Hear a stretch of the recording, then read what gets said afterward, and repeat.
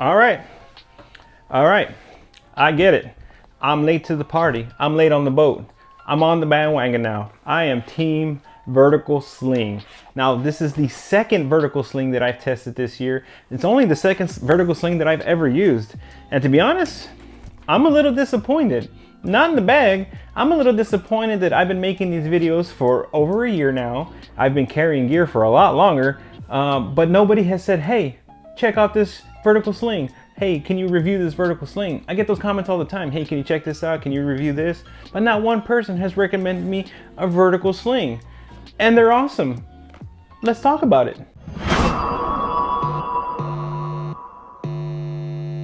What's up, friends? I'm John and this is Unpack'D. If you're new here, welcome aboard. On this channel, we like to talk about different backpacks, slings, everyday carry items, and all sorts of different travel related gear. If you like videos like that, or you just want to vibe with your boy, please consider hitting like and subscribe and supporting the channel. Thank you. So today we're talking about the Aer Street Sling. Now this is a new product released in 2025 from Aer. And just in case you're not familiar, Aer is a San Francisco based carry company that's designing some of the most sleek, clean looking gear on the market, but also the most durable, using the highest quality materials. So whether you need an everyday carry backpack, a travel backpack, a tote, a sling, Aer has you covered. Definitely check out the website to explore their different range of products. So like I mentioned, this is the second vertical sling that I've tested this year. And while I'm late to the party, I'm glad I'm here. You know, historically, I've never been really attracted to vertical style slings because of the crossbody aspect.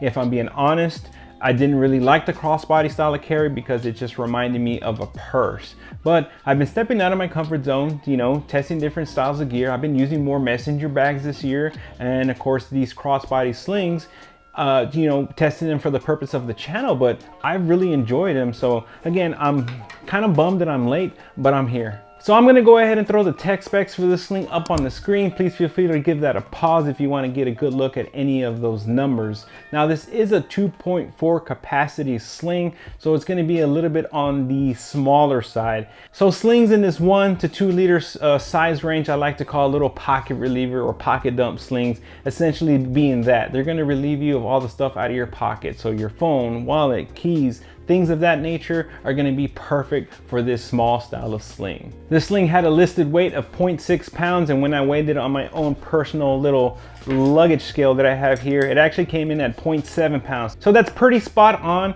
It's slightly heavier than some of the other similar form factor vertical slings on the market, but at half a pound, I don't think the weight is gonna be noticeable across any of these slings. So currently at the time of filming, this bag is only available in one color, black. But it is available in 3 different materials. They have X-Pack, Ultra, and what I have for you right here is the 1680D Cordura Ballistic Nylon. Now, if you're a regular person and not a total bag material nerd like I am, let me explain to you what a Cordura Ballistic Nylon is, especially the 1680D variant. It is the most burly material you could probably make bags out of, especially ones in this size and form factor. 1680D is completely overkill for anything you're ever gonna need. Now, this material is developed more for military applications, something to be used in the field. So again, it's complete overkill for anything you're gonna need it for, but just know that this material should definitely hold up to any abuse of daily use, travel use. It should hold up just fine over time. And another good characteristic about this material is that it's very, very repellent to dust and pet hair. If it does get any on the material, it's going to be easily wiped away. When you start talking about Aer's bag aesthetic, they definitely have similarities across their entire lines. I talked about it in my Aer City Pack Pro 2 video. If you want to check that out, I'll put a link in the description. But I can pretty much spot an Aer bag anywhere out in the wild because they all have these similar darts. 2 darts up top and 2 darts at the bottom. Now, typically the darts, as they're referred to, is a way to cleverly sew in a little bit of capacity to that pocket, so it gives it a little bit of bulge. Here on this crossbody sling, these 2 darts are actually for purely aesthetics. This lid is actually like a padded lid, but they still sewed in those darts there to maintain that continuity across the different Aer products that have the 2 darts up top, 2 darts at the bottom. So it's a clever way to make it an Aer bag, even though aesthetically this is, and functionally, a lot different than the other products in their line. So you can't really talk about aesthetics without acknowledging the big giant V-buckle Fidlock on the front. Now, I'm a big fan of Fidlock buckles. I have these on all my sternum straps on every backpack I own. I have them custom made by a gentleman named Jake over at Ruck Safely, and he's made me dozens and dozens of Fidlock V-buckle straps. I also did a video on the V-buckle straps too, if you want to check that out. I'll put a link as well in the description. But it's different. It's right up front. It's very prominent on the lid, so it's part of the bag's aesthetic, the buckle itself. Now, you could go either way with the aesthetics. I can see sides for both camps. The padded lid and the giant V-buckle up front. It's definitely a vibe, and it may not be yours. Me personally, I dig the buckle. I'm not really into the lid padded so much, but it doesn't bother me overall. Now, is it completely necessary to put this giant V-buckle on the front of the bag? No. But do I like it? Hell yeah. It almost has like a fidget factor. That's why I like V-buckle so much. It's just a magnetic buckle, but it almost has like a fidget factor that I really enjoy. It makes getting into this front pocket really simple as well. There's plenty of ways Aer could have chose to go about this, but I'm glad they went with the V-buckle instead of their traditional like side pinch clinch buckles that you see pretty much on any piece of gear, and almost every company uses them. So overall, still a pretty clean look despite the V-buckle, but they still managed to maintain that Aer-ness kind of quality of the design language. So now when you start talking about quality, Aer is pretty well known for building some of the most robust bags on the market because they also use some of the most robust materials. So going over the quality of this bag, I inspected this bag inside and out, didn't notice anything weird. Everything looks on par, everything looks stitched correctly. The overall build construction is very, very durable. And how I determine that is I look for key things when I'm looking at these bags. So if you notice up front right here, you have double bar tack stitching to secure the lid and the V-buckle. You have reinforced bar tack stitching where the strap connects to. I mean, just really, really burly stitching on each side. For such a small sling and this crazy amount of bar tack stitching and the way it's designed in there like that. I mean, I'm no engineer, but if I'm looking at quality of a bag, these are all telltale signs that where the structural points of the bag are reinforced, this bag should hold up very well for a long time. Now, when you start getting into some of the $10, $15 slings on Amazon, I see single stitching on a lot of things like this. So again, where you want to know where your money goes, it's things like this that are bags that are built to last versus bags that are built to last for a little while. And because of the price point, you can easily replace them.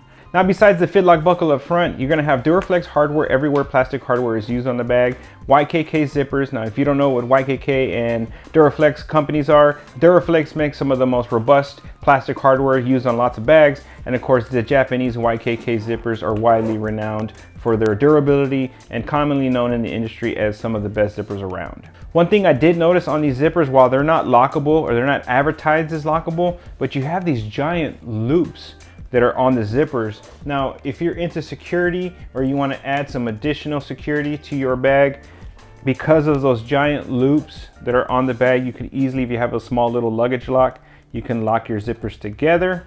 If you don't want to have to deal with the lock and key, you could also get these Night Eyes S-Beaners that will clip your zippers together, and you don't need a lock and key. What that's going to do is just add a little bit of security.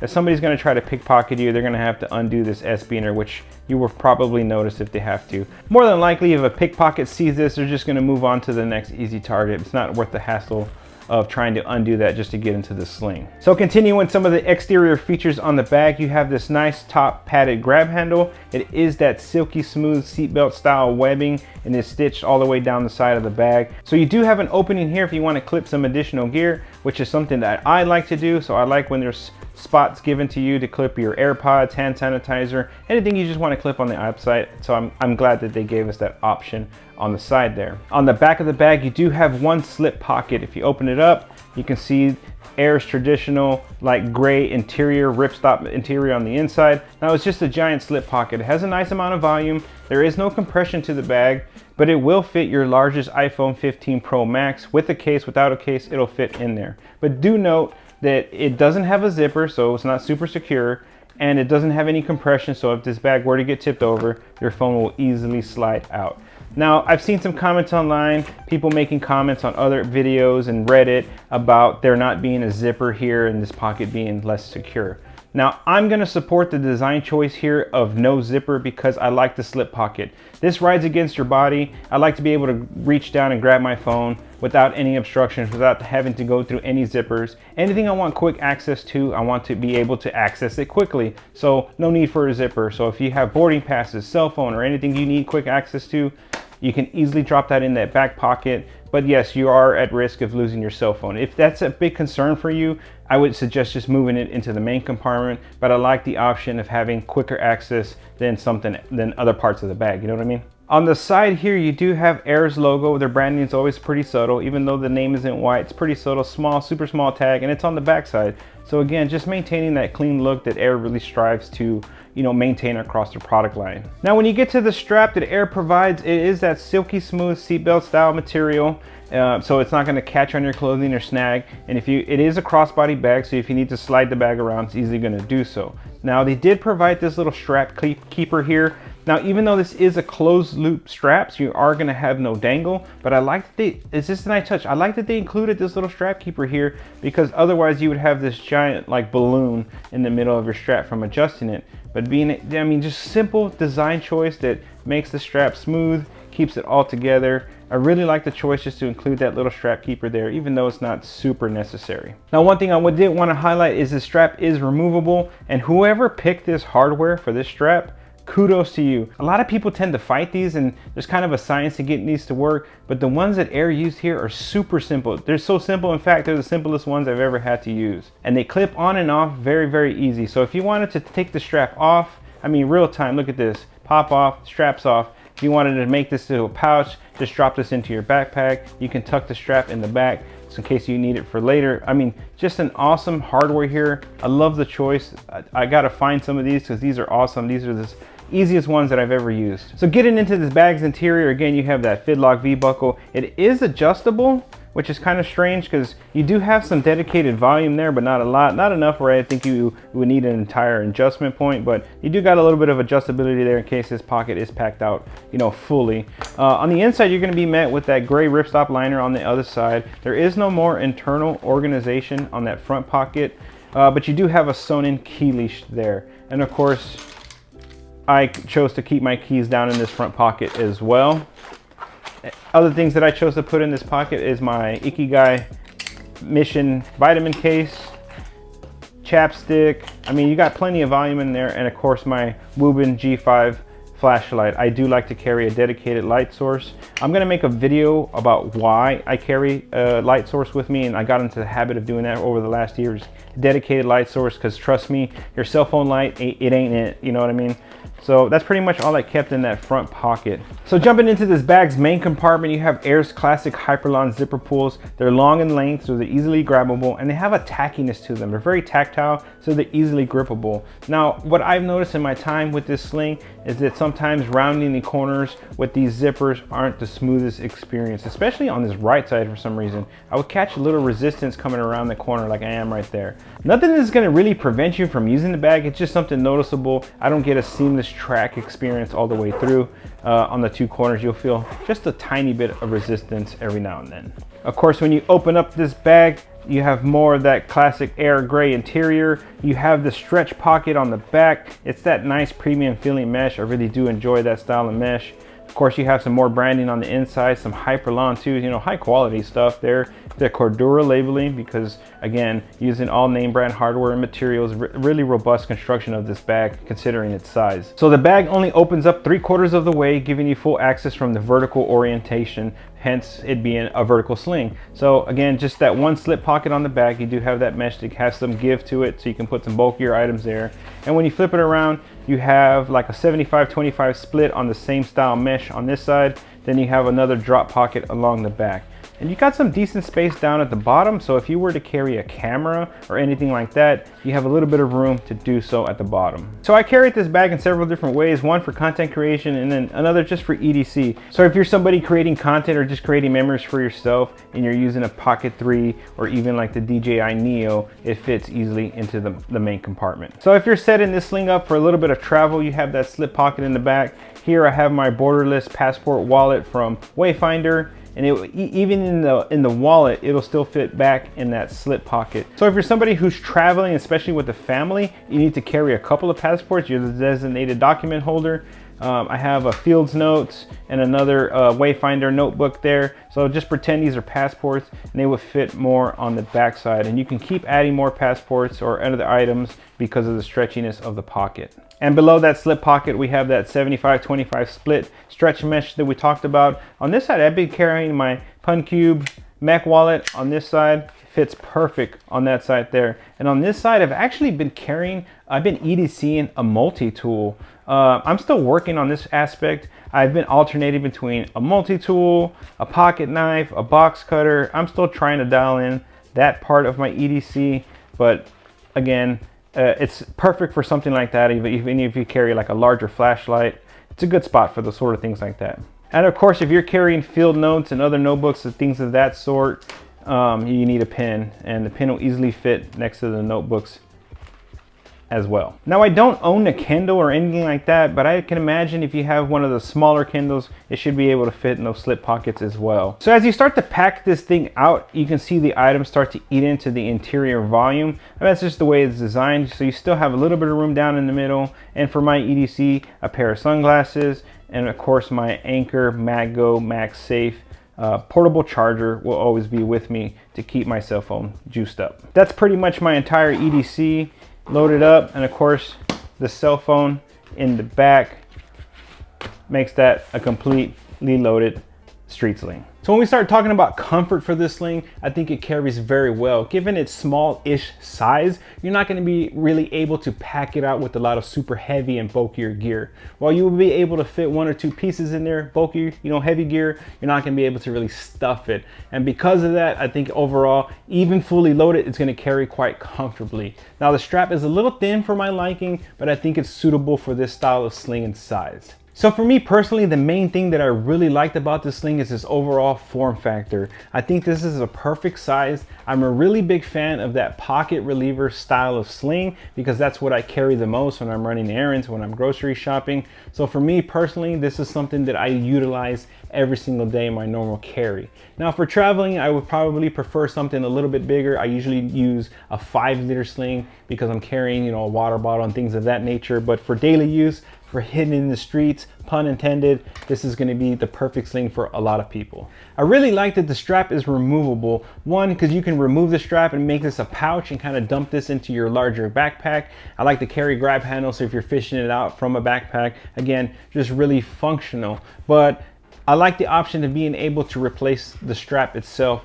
Again, while I think that this strap is perfectly suitable for this style of sling, I would prefer something a little bit thicker for a little bit more better weight distribution. And I also prefer a strap that has swivel locks here at the attachment point, because sometimes this sling can get kind of wrapped up and you kind of have to like undo it and make sure it's flat so you don't have any creases across the material, twisting the material while you're carrying it. So I think that could be alleviated with some swivel locks here. I know that there's plenty of makers that sell straps that are larger in width and have those swivel locks. So again, at least I have the opportunity to replace this sling, replace the strap, because the strap is removable. And lastly, I just enjoy a good Fidlock buckle. And while it's completely unnecessary, I totally love that they included one. I myself enjoy Fidlock buckles. Like I mentioned, I personally put Fidlock sternum straps on all of my backpacks. It's just something that I enjoy. So I'm glad that there's one here. It's like satisfying for me, that fidget factor of getting into the pocket. Just it's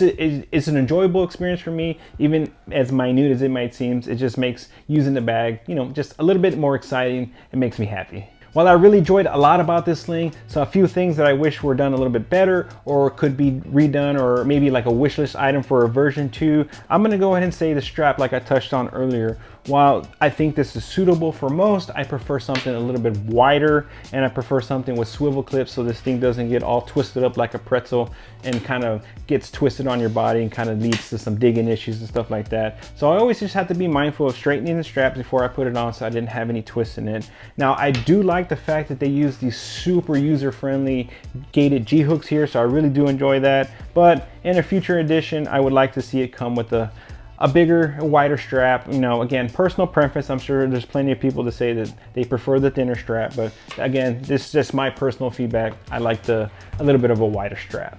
And lastly, while I really did enjoy the internal layout, one thing that I noticed is that everything is divided vertically, right? Obviously it's a vertical sling, but it's the entire length of the bag. So all the mesh pocketing, all the slip pockets run the entire length of the bag. So something like a chapstick, if I put into that pocket, it just sinks to the bottom. If I put it into the main compartment, it sinks to the bottom. Even on the front compartment, it's just the full length, right? So luckily my chapstick stays up at the top because I have my vitamin pill case kind of underneath it to keep it propped up.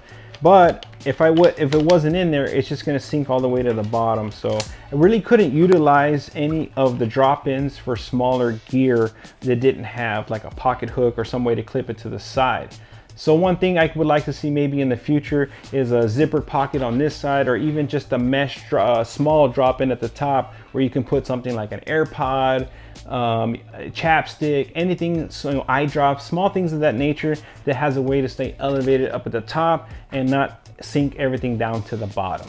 What better place than out in the streets to bring you my final thoughts on the Aer Street Sling. I'm all in. I'm team vertical sling. I like the orientation of the vertical pockets. I like the crossbody carry. I can't believe it took me so long to finally jump on board. You know, after years of carrying that sling across my chest, especially with 80% humidity out here, I'm sweating. That creating that hot spot and getting that off my chest literally is quite a relief to be able to carry this a little bit lower off to the side. Now, overall, I think that this is priced in a premium tier for this size sling. But in true Aer fashion, you're gonna get the best materials, you're gonna get the best construction, and of course, you're always backed by the Aer lifetime warranty. I can definitely see the aesthetics being appealed to a certain crowd of people and maybe not so much the others, given that structure of the lid and that big giant Fidlock V-buckle right up front. But overall, I think it still maintains a pretty sleek and minimal look.